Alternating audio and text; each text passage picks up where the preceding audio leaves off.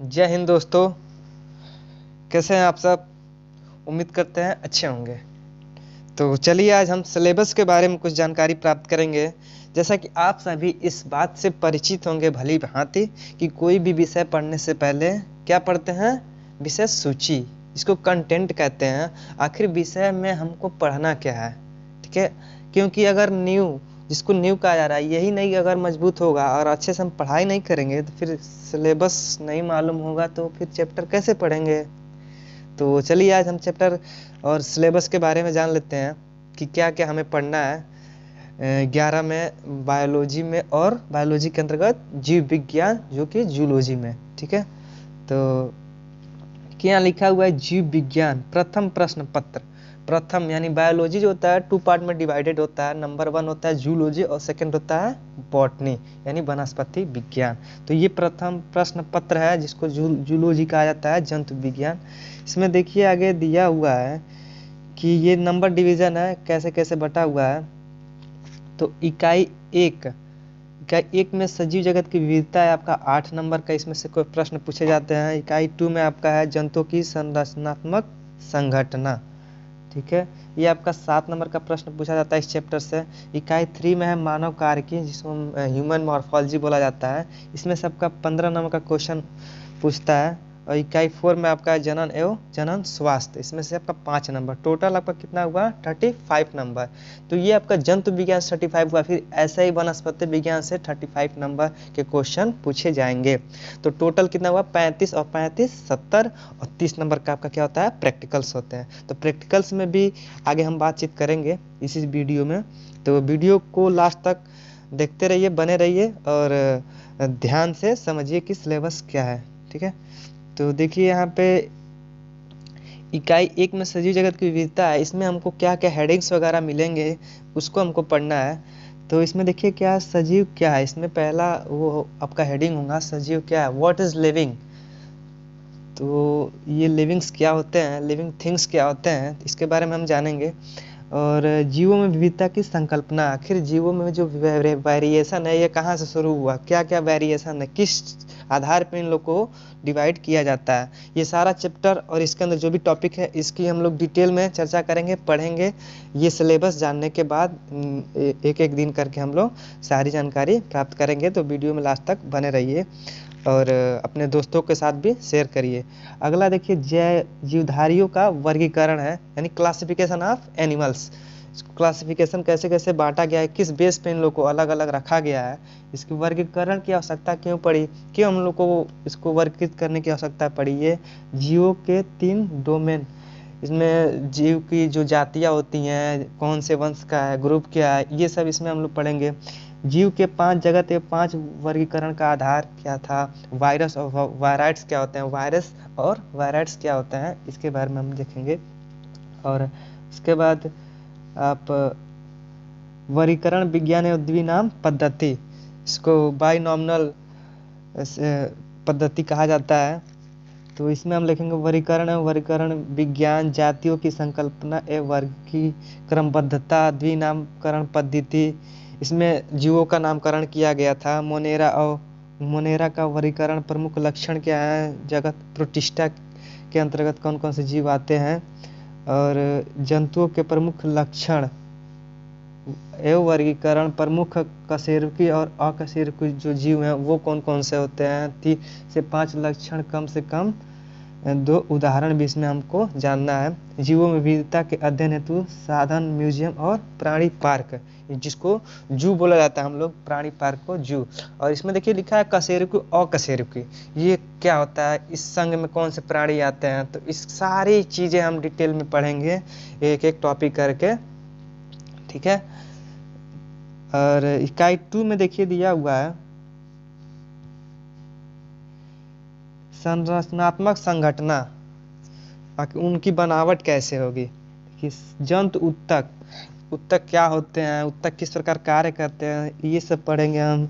एक कीट की तिलचट्टे का हम लोग आकार की पढ़ेंगे, उसकी संरचना पढ़ेंगे। पाचन तंत्र, परिसंचरण, श्वसन तंत्र, जनन तंत्र किस प्रकार से कार्य करते हैं वो हम लोग देखेंगे कीट में, और किसका, तिलचट्टे का देखेंगे, ठीक है। और मानव कार्य की मानव कार्य में पाचन और शोषण है। मानव का आहार नाल पाचक ग्रंथियाँ कौन कौन सी होती हैं? पाचक एंजाइम है।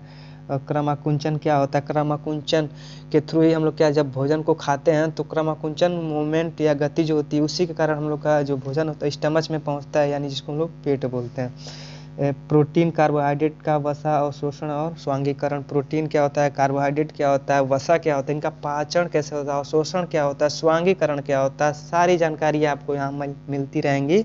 आप चैनल को सब्सक्राइब कर लीजिए और बेल आइकन को प्रेस कर लीजिए और चैनल के साथ आप बने रहिए।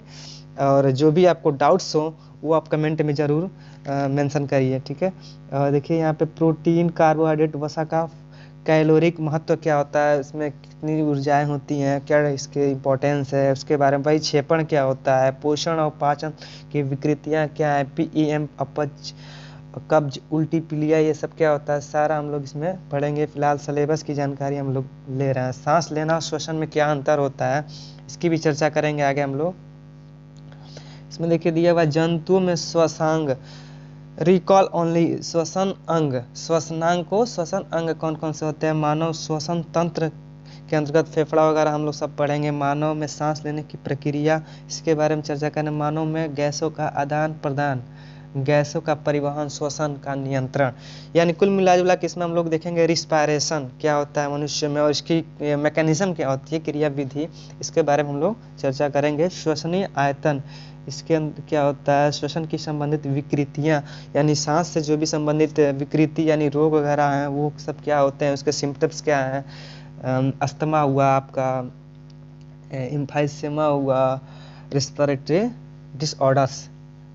और परिसंचरण एवं देह तरल में आपका ब्लड सर्कुलेशन से संबंधित आएगा। इसमें देखिए आगे हम लोग देखते हैं क्या हुआ, मेंशन किया हुआ है। रुधिर का संरचना, रुधिर वर्ग, रुधिर का जमना, रुधिर यानी ब्लड, जिसको इंग्लिश में ब्लड कहा जाता है, इसी की हम लोग संरचना पढ़ेंगे, कैसे जमता है, रुधिर कितने भागों में डिवाइड होता है, रुधिर कितने ए बी और ओ होता है, रुधिर कैसे जमता है, ये सब। लसिका की संरचना एवं कार्य, इसके बारे में हम लोग जानेंगे कि लसिका क्या होती है। मानव परिसंचरण तंत्र क्या होता है, मनुष्य के हृदय की संरचना, रुधिर वाहिकाएं, सारी हम लोग जानकारी प्राप्त करेंगे, आगे पढ़ेंगे इसके बारे में। कार्डिक साइकिल और कार्डिक आउटपुट, ईसीजी, ईसीजी बहुत इंपॉर्टेंट है, पेपर में अक्सर पूछ देता है, तो इसके बारे में हम लोग पढ़ेंगे आगे। दोहरा रक्त परिसंचरण क्या होता है, हृदय की गतिविधियों पर नियंत्रण क्या होता है, इसके बारे में हम लोग चर्चा करेंगे, दिया हुआ है। परिसंचरण तंत्र की विकृतियां, फिर परिसंचरण जो सर्कुलेटरी सिस्टम है इससे संबंधित क्या क्या डिजीज हम लोग के उत्पन्न हो सकते हैं। हार्ट फेलियर, जिसको हार्ट फेल कहा जाता है या हार्ट अटैक कहते हैं, वो हो सकता है। तो उत्सर्जी उत्पाद और निष्कासन में एक्सक्रीटरी मैटर, उत्सर्जी उत्पाद यानी एक्सक्रीटरी मैटर, इसमें क्या होता है, उत्सर्जन की विधियां क्या होती हैं, मानव उत्सर्जित तंत्र की संरचना क्या होती है, मूत्र निर्माण कैसे होता है, परासरण नियंत्रण क्या होता है, वृक्क के क्या यानी किडनी जिसको बोलते हैं उसके वर्क्स क्या हुए क्या है, उत्सर्जन में अन्य अंगों का महत्व, विकृतियां, फिर इससे भी क्या क्या डिजीज हो सकती हैं अगर इसमें डिसऑर्डर्स आए, इसके बारे में। डायलिसिस क्या होता है, कृत्रिम वृक्क क्या होता है, सारी चीज़ हम लोग एक एक करके पढ़ेंगे। और वीडियो को आप लोग ध्यान से समझिए, और ना समझ में आए तो फिर एक बार बैक करके फिर दोबारा से देखिए, क्योंकि क्या होता है, प्रैक्टिस मैन मेक परफेक्ट, ठीक है। उसके बाद भी अगर आपको नहीं समझ आता है तो कमेंट सेक्शन में आप उस बात को मेंशन करिए, मैं पूरी कोशिश करूंगा कि आप लोग के जो भी डाउट्स वगैरह हैं उसको मैं दूर करूं, ठीक है। आगे हम लोग प्रचलन एवं गति क्या होता है, इसमें हम लोग देखेंगे कि गति के प्रकार, यानी सिलियरी मूवमेंट क्या होता है, फ्लैजुलर मूवमेंट, मस्कुलर मूवमेंट, सारी बातें हम लोग डिटेल में पढ़ेंगे। अभी फिलहाल सिलेबस देख रहे हैं कि आखिर सिलेबस में है क्या। कंकाल पेशियां हैं, कंकाल तंत्र हैं, इसके कार्य क्या क्या है, संधियां क्या होती हैं, पेशी है, कंकाल तंत्र की विकृतियां, फिर हड्डियों में किस प्रकार डिसऑर्डर्स आ सकते हैं, इसके बारे में हम लोग देखेंगे। तंत्रिकीय नियंत्रण और समन्वय, तंत्रिकीय नियंत्रण और समन्वय, हार्मोन्स वगैरह के बारे में हम लोग इसमें, न्यूरॉन्स हैं, न्यूरॉन्स क्या होते हैं, मानव का तंत्रिका तंत्र क्या होता है, सीएनएस पीएनएस, और ये माइंड के बारे में हम लोग, इसके बारे में हम लोग पढ़ेंगे। दिमाग, तंत्रिकीय प्रेरणा का उत्पादन और संवहन, इसमें देखेंगे प्रतिवर्ती क्रिया क्या होता है, संवेदी अंग क्या होता है, संवेदी अनुभव क्या होते हैं, ये हम लोग देखेंगे कि आखिर संवेदी किसे कहते हैं। आँख एवं कान की प्रारंभिक संरचना एवं संवेदियों का सामान्य ज्ञान। आँख और कान किस प्रकार बने होते हैं, क्या क्या इसमें कार्य करने की जो मांसपेशियाँ होती हैं, जो टिश्यू होते हैं, उसके बारे में हम लोग देखेंगे। आगे हम लोग देखते हैं रासायनिक समन्वय एवं नियंत्रण। इसमें आपका अंतःस्रावी ग्रंथि या हार्मोन्स वगैरह आएंगे। मानव अंतःस्रावी ग्रंथि हाइपोथैलेमस है, ये हार्मोन्स की क्रियाविधि है। दूसरा वाहक एवं नियंत्रण के रूप में हार्मोन्स का कार्य, और ये सब रोगाणु है, बौनापन, एक्रोम, क्रिटिनिज्म, ये सब क्या होता है देखेंगे इसमें।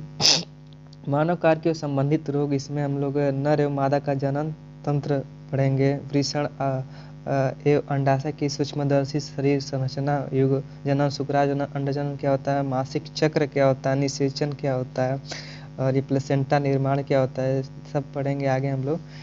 प्रसव दुग्ध स्रावण क्या होता है। जनन स्वास्थ्य में हम देखेंगे कि जनन स्वास्थ्य की आवश्यकता है, यौन संबंधित रोग कौन कौन से हैं, उसकी रोकथाम के लिए क्या क्या उपाय किए जाए। परिवार नियोजन में आवश्यकता विधियाँ हैं। गर्भ निरोधक चिकित्सा, गर्भपात, एमटीपी क्या होता है, एमनियोसिंटेसिस क्या होता है, बद्धता और सहायक, ये सब हम लोग पढ़ेंगे। ठीक है, तो नेक्स्ट आता है इसमें हमारा सेकेंड पार्ट, जिसको हम लोग द्वितीय प्रश्न पत्र के नाम से जानते हैं, और वो आपका बायोलॉजी का सेकेंड पार्ट मैंने कौन सा बताया था, याद करिए। हाँ जी, सही बताया, बॉटनी।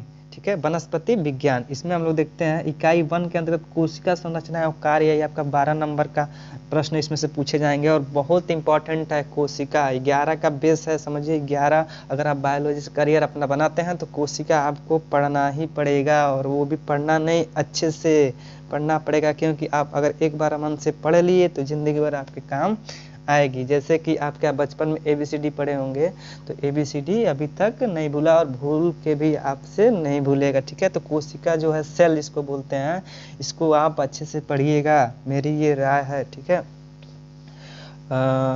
इसमें हम इसकी संरचना के 12 अंक का देखिए पूछा जा रहा है, सबसे ज़्यादा अंक। और इसमें इकाई 2 में आप है वनस्पतियों में विविधता। ठीक है, वनस्पतियों में विविधता आपका 10 अंक का पूछेगा। पौधों की संरचनात्मक संघटना, इसमें 13 नंबर का ये पूछेगा। ठीक है, इसके बाद है आपका कोशिका संरचना कार्य के अंतर्गत हम क्या देखेंगे कि कोशिका सिद्धांत क्या है, कोशिका जीवन की आधारभूत इकाई है, ये सब पढ़ेंगे। प्रोकैरियोटिक क्या होता है, यूकैरियोटिक क्या होता है, पादप जंतु जगत यानी जूलॉजी, वनस्पति जो बॉटनी है, उसके सेल में डिफरेंट क्या क्या है, ये हम देखेंगे। और कोशिकांग क्या होते हैं, कोशिका झिल्ली क्या होती है, कोशिका अंगक संरचना, उसके कार्य, माइटोकॉन्ड्रिया, गोल्गी बॉडीज, ये देखेंगे हम।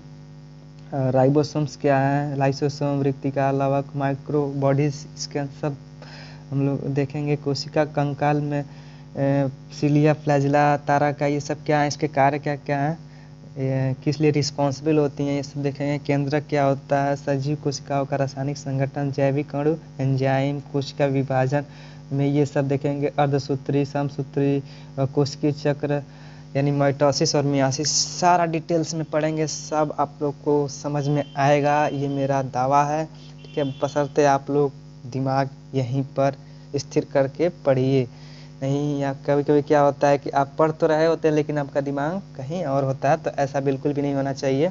ठीक है, आगे चलिए हम लोग देखते हैं वनस्पतियों में विविधता। फंजाई क्या होता है, इसके बारे में पढ़ेंगे। पौधों की प्रमुख लक्षण, प्रमुख समूहों में वर्गीकरण, एल्गी, ब्रायोफाइट्स, लाइकेंस क्या होते हैं, अनावृत्ति आवृतबीजी पौधे क्या होते हैं, इनको कितने वर्गों में बांटा गया है, आवृतबीजी, विविधता में अध्ययन हेतु हर्बेरियम, हर्बेरियम क्या होता है, इसके बारे में हम लोग जानेंगे। पौधों की संरचना संगठनात्मक, ये वनस्पति उत्तक, इसमें हम क्या होता है, जैसे हम लोग जंतु उत्तक पढ़े थे, वनस्पति उत्तक भी होते हैं, तो उत्तक आखिर होता क्या है, इसके बारे में हम लोग पढ़ेंगे। पुष्पी पादपों के विभिन्न भागों, जड़, तना, पत्ती, पुष्पक्रम, बीज की आकार की रूपांतरण सहित ये हम लोग पढ़ेंगे, बीज की आकार के वगैरह। और पुष्प, क्रूसिफेरी, सोलनेसी, फेबरेसी, मालवेसी का अध्ययन इसमें करेंगे। ठीक है, तो आगे आता है आपका प्रैक्टिकल पार्ट्स। ठीक है, तो प्रैक्टिकल पार्ट्स में आपका ये भी 30 नंबर का पूछेगा, 35 70 नंबर हुआ, और 30 नंबर का मैंने बताया था प्रैक्टिकल्स में। तो न्यूनतम उत्तीर्णांक कितना, 10 नंबर आपको पाना ही होगा। ठीक है, तो इसमें आप देखिए सेक्शन काटना अगर आपका बताया जाता है 3 नंबर, वनस्पति सज्जा 1 नंबर का आएगा, जिसमें जिसको हर्बेरियम बोला जाता है। पुष्पकुल यानी फैमिली वगैरह है वो आपका 2 नंबर का है। ये सब मौखिक प्राणी शरीर क्रिया विज्ञान वाइवा आपका कितना 3 नंबर का होगा, टोटल मिला के आपका 30 नंबर ये होगा। ठीक है, उम्मीद करते हैं आपको वीडियो अच्छी लगी होगी, समझ में आया होगा और सिलेबस के बारे में आप जानकारी ले चुके। ठीक है, तो आप लास्ट तक वीडियो को देखें, इसके लिए बहुत बहुत धन्यवाद।